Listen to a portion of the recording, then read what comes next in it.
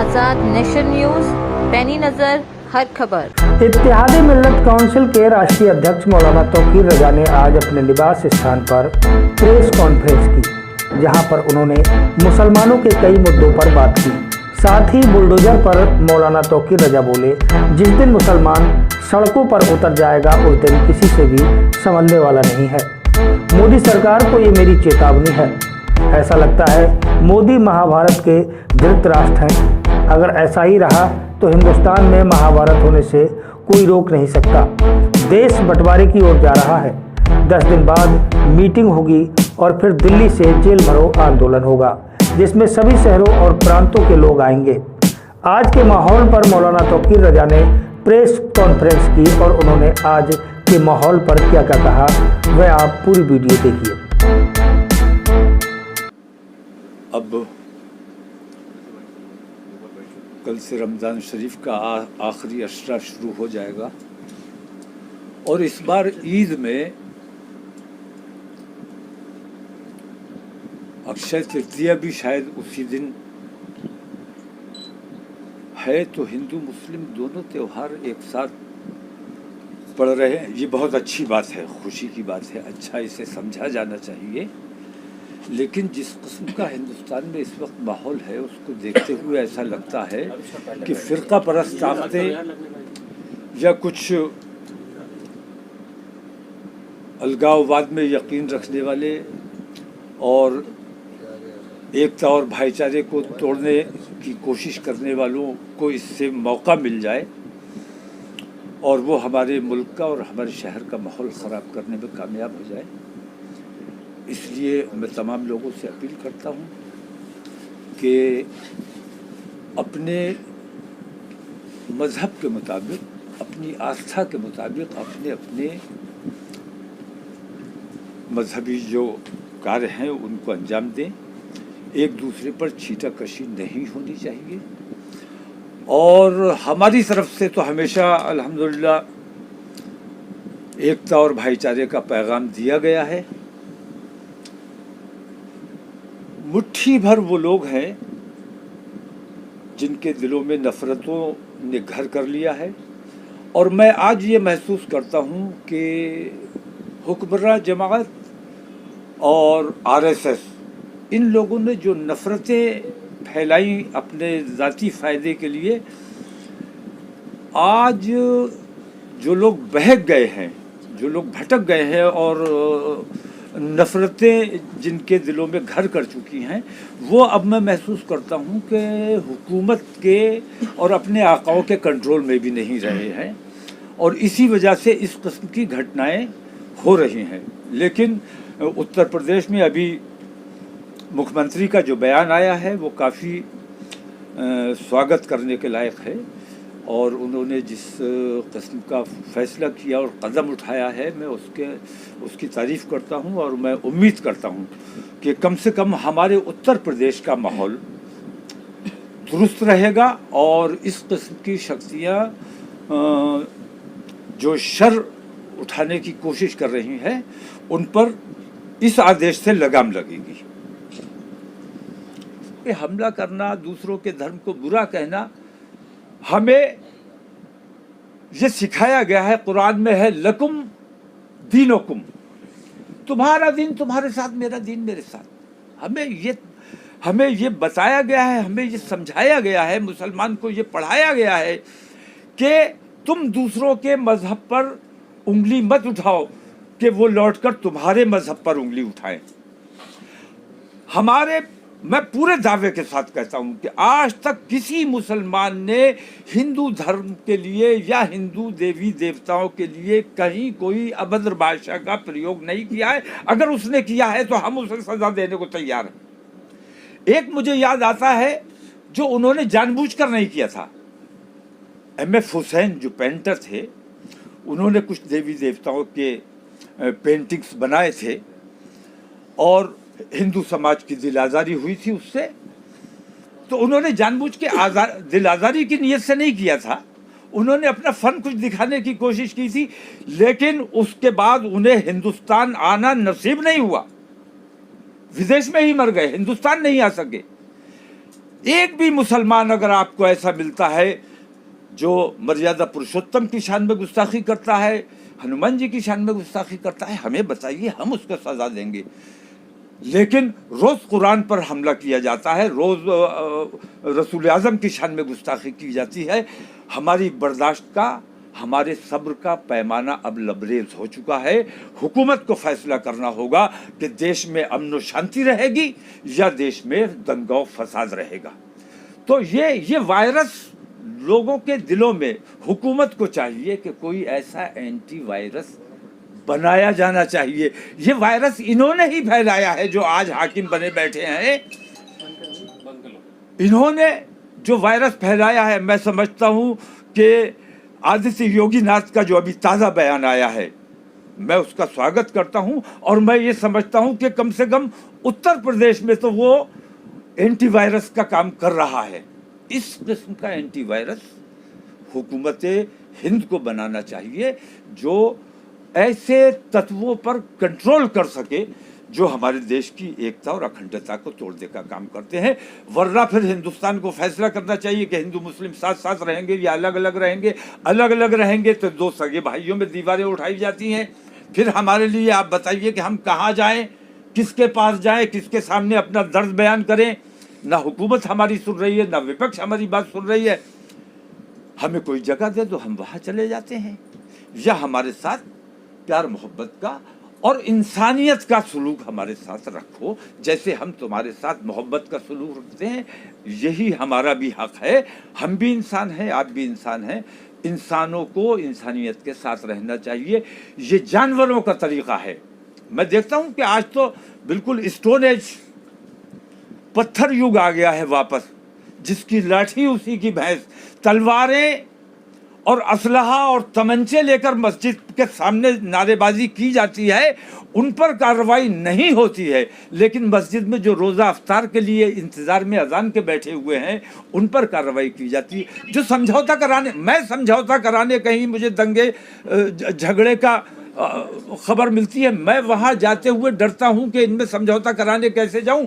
Videography होगी, उसमें पता चलेगा तौकीर भी है वहाँ। मैं वहाँ क्या बात कर रहा हूँ ये वीडियोग्राफी में नहीं आ रहा, मेरी तस्वीर आ रही है। तो जो लोग वहाँ समझौता कराने गए, जो लोग समझाने गए, उनको भी वीडियोग्राफी के आधार पर, फुटेज के आधार पर उनको मुल्जिम बना दिया गया, उनको जेलों में डाल दिया गया। ये अन्याय है। भले लोगों को इज्जत मिलनी चाहिए ताकि वो दंगे और फसाद को रोक सकें। अगर वो झगड़े में नहीं जाएंगे, दोनों पक्षों को समझाने का काम नहीं करेंगे, तो काम कैसे चलेगा। और अगर समझाने जाएंगे तो वो आपके फुटेज में आ जाएंगे और वो अपराधी करार दे दिए जाएंगे। ये अन्याय है।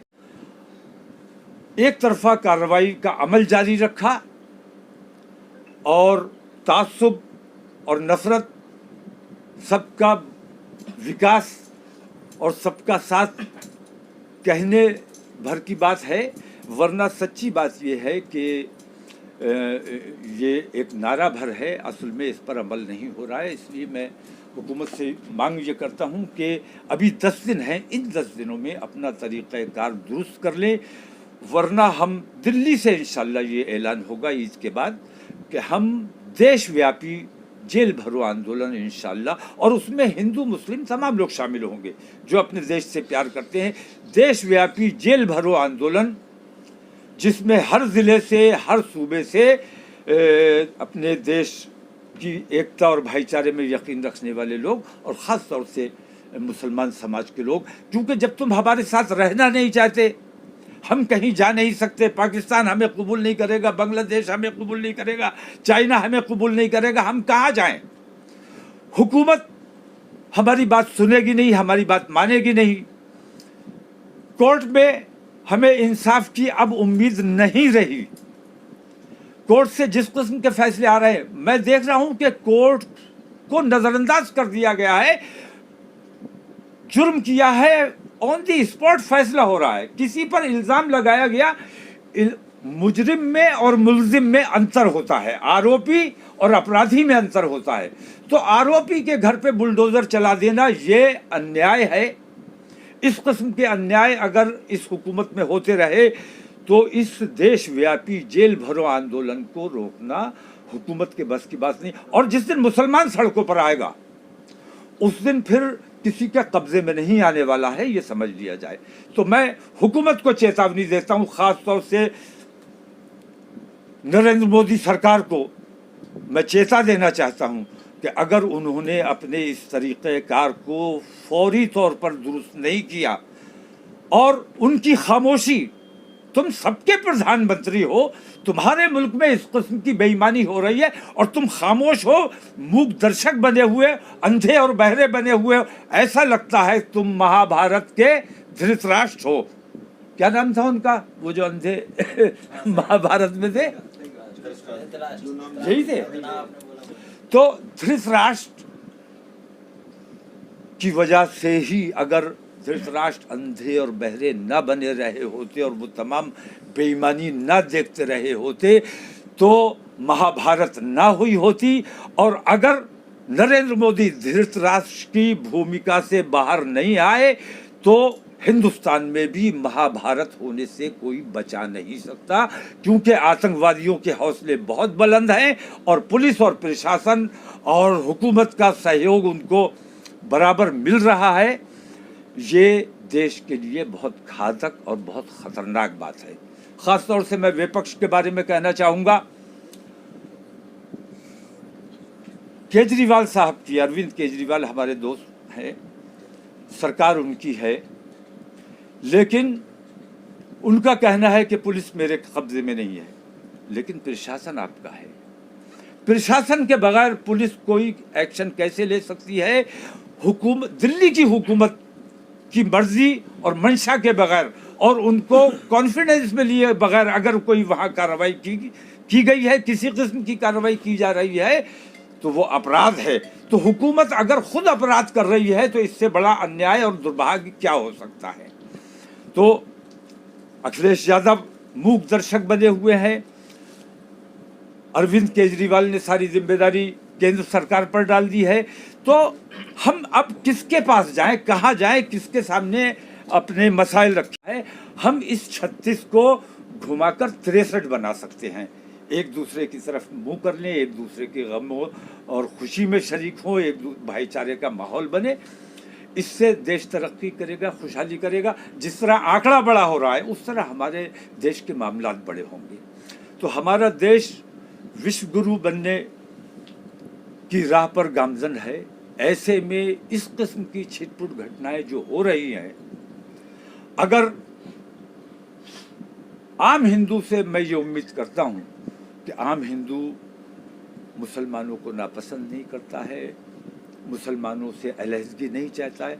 कुछ मुसलमानों को भी मैंने देखा कि उन्होंने कहा कि भाई हिंदू दुकानों से सामान ना खरीदा जाए। इस किस्म की हरकत जिसने की है उसकी जितनी निंदा की जाए कम है। हम इसके सख्त मुखालिफ हैं। बाजार में जब खरीदारी करने हिंदू जाए या मुसलमान जाए, उसको ये देखना चाहिए कि हमें अच्छा सामान कहाँ मिलेगा, मुनासिब दाम हमें कहाँ मिलेंगे। हिंदू की दुकान हो या मुसलमान की दुकान हो, जहाँ सामान अच्छा मिले, जहाँ मुनासिब दाम में सौदा मिले, वहाँ से ख़रीदारी करनी चाहिए। हिंदू मुसलमान का इसमें तासुब नहीं करना चाहिए। तो इस किस्म के मामलात मैं देख रहा हूँ कि हिंदू करे या मुसलमान करे, ये देश को नुकसान पहुँचाने का काम हो रहा है। और ख़ास तौर से मैं बुलडोज़र पे ये कहना चाहूँगा कि हुकूमत लॉ एंड ऑर्डर जिसकी जिम्मेदारी है अमल कराने की, हुकूमत खुद ही आइन शिकनी का काम कर रही है। हुकूमत कानून अपने हाथ में ले रही है। हुकूमत अदालतों का काम बुलडोज़र से ले रही है। अगर कोई अपराधी है, मैंने देखा है बहुत सी जगहों पे जॉइंट फैमिलीज होती हैं, उन जॉइंट फैमिलीज में आपस में ताल्लुकात भी कशीदा होते हैं, लेकिन उस घर का रहने वाला कोई लड़का कहीं ऊंच नीच करके आए, वो हिंदू हो या मुसलमान हो, उसके घर पर अगर उस जुर्म की वजह से बुलडोज़र चलाया जाता है तो घर में बाकी रहने वालों का क्या जुर्म है, उनको किस बात की सज़ा मिल रही है। तो इस किस्म की हरकतें जो लोग करते हैं, और हुकूमत जिस तरह इन आतंकवादियों, इन देशद्रोहियों को बढ़ावा दे रही है, एक तरफा कार्रवाई करने की कोशिश कर रही है। इससे उन लोगों के हौसले और बुलंद हो रहे हैं। और हुकूमत को मैं ये जता देना चाहता हूँ कि अगर इन बेलगाम लोगों पर लगाम नहीं लगाई गई, अंकुश नहीं लगाया गया, तो देश के हालात जिनके खिलाफ कार्रवाई की गई है, ये रोहिंग्या हैं और बांग्लादेशी। देखिए, ऐसा है, आम आदमी पार्टी बीजेपी पर इल्ज़ाम लगा रही है। बीजेपी आम आदमी पर पार्टी पर आरोप प्रत्यारोप चल रहा है। जो गिरफ्तार हुए हैं, बीजेपी कहती है कि वो आम आदमी का कार्यकर्ता है, आम आदमी वाले कहते हैं और फोटो दिखाते हैं कि ये बीजेपी का कार्यकर्ता है, बीजेपी का समर्थक है। लेकिन जिन लोगों को भी गिरफ्तार किया गया है, ज़बरदस्ती की गई है। मस्जिद के सामने रोज़े की हालत में जब हम थे, और ऐन रोज़े के वक्त पर, जिस वक्त मुसलमान बेचैन होता है कि जल्दी से अजान हो जाए और हम रोज़ा खोल लें, मुसलमान के ऊपर ये इल्ज़ाम लगाया जा रहा है कि पहले से प्लान किया हुआ था, उन्होंने दंगा करना था। मुसलमान अगर प्लान किए हुए होता तो कुछ हथियार होते उसके पास। पत्थर फेंकना मजबूरी है। जब हम पर हमला आवर होगे तो अपनी हिफाजत के लिए, अपनी मस्जिद की हिफाजत के लिए हमें कुछ ना कुछ तो करना पड़ेगा। मैं आम हिंदू के ऊपर इस बात को रखना चाहता हूँ। और आम हिंदू अपने दिल में, अगर वाकई तुम अपने भगवान में आस्था रखते हो, राम में आस्था रखते हो, हनुमान में आस्था रखते हो, हम तो हनुमान बराह रास्त कहते भी नहीं, मर्यादा पुरुषोत्तम के साथ हम हमेशा राम का नाम लेते हैं, जो आम हिंदू भी कभी नहीं करता है ये काम। मैं कहता हूँ कि हनुमान जी,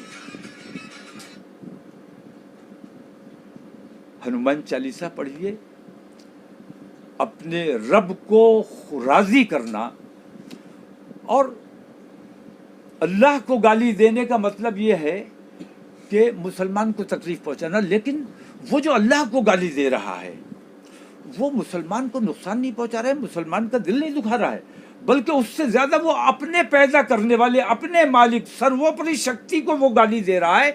और वो जब, मेरा खुदा तो सबका है, पैदा करने वाला सबका है, तो वो अपने पैदा करने वाले को, वो ये समझ रहा है कि हम मुसलमान के भगवान को गाली दे रहे हैं। लेकिन सच्चाई ये है कि वो अपने पैदा करने वाले को गाली दे रहा है। और अपने पैदा करने वाले को जो गाली दे रहा है, वो ना अपने देश का हो सकता है, ना वो अपने धर्म का हो सकता है।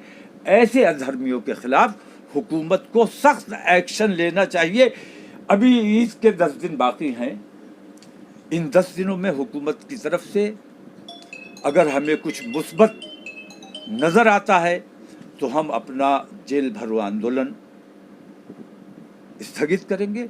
वरना कि मुसलमानों को सताना, मुसलमानों के धर्म पे हमला करना, मुसलमानों को मारना, ये सवाब का काम है तो तुम यकीनन करो, ज़रूर करो। लेकिन अगर तुम्हारे धर्म में ये नहीं आया है तो फिर कौन से धर्म को मानने वाले हो तुम?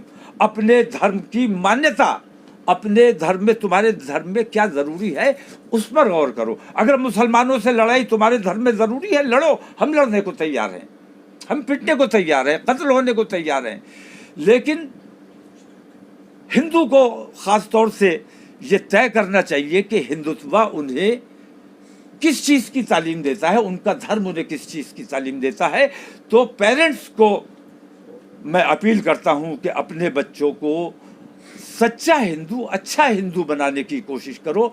आतंकवादी और दंगाई बनने से अपने बच्चों को किसी सूरत से रोक लो, क्योंकि आतंकवाद होगा, दंगा फसाद होगा तो दोनों तरफ तकलीफ़ और परेशानी होगी, दोनों तरफ का नुकसान होगा, जानो माल का नुकसान होगा। ये जानो माल, और मैं बुलडोज़र वालों से भी ये बात कहता हूँ कि बड़े बड़े आतंकवादी मैंने देखे जिनका जुर्म साबित हो गया, आतंकवाद उनका साबित हो गया, उनकी संपत्तियां कुर्क की गई, संपत्तियां जब्त की गई, उनकी संपत्तियां नीलाम की गई, क्योंकि वो उनकी संपत्ति नहीं थी, वो देश की संपत्ति थी। और आज भी किसी भी अपराधी के घर अदालत का काम है सजा देना, फैसला करना। बुलडोजर वाले ये फैसला नहीं कर सकते।